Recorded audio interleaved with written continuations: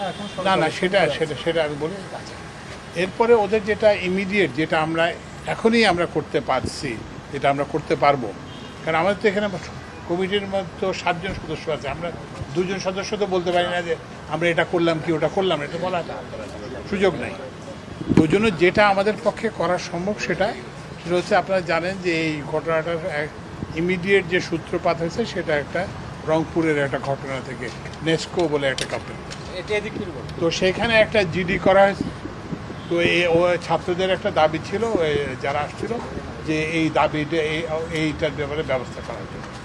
তো আমরা এটা স্বরাষ্ট্র উপদেষ্টার সঙ্গে কথা বলেছি, পুলিশ প্রধানের সঙ্গে কথা বলেছি। তো এবং ওনারা বলছেন যে ওনারা এই যে জিডি করাছে এই জিডির ব্যাপারে ব্যবস্থা, এবং যার বিরুদ্ধে ইয়ে করা হয়েছে তাকে গ্রেফতারের জন্য তারা চেষ্টা করবেন। এবং এই কথাটা আন্দোলন যারা করছেন শাহবাগে তাদের এখানে যে পুলিশের ঢাকা মেট্রোপলিটন পুলিশের কমিশনার বলবেন। আরেকটা জিনিস যেটা আমাদের পক্ষে সম্ভব ছিল করার, সেটাও করেছি। সেটা হচ্ছে যে এই যে আপনারা জানেন যে আজকে যমুনা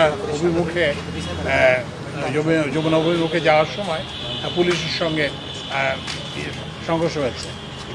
তো এইটা কিন্তু এটা সরকারের সিদ্ধান্ত যে দাবি দেওয়া হতে পারে, আলোচনা হতে পারে, সব কিছু হতে পারে, কিন্তু কথায় কথায় ওই যে শাহবাগ অবরোধ করা, কথায় কথায় যমুনায় যাওয়া, এটা তো কোনো গ্রহণযোগ্য একটা ব্যাপার হতে পারে না।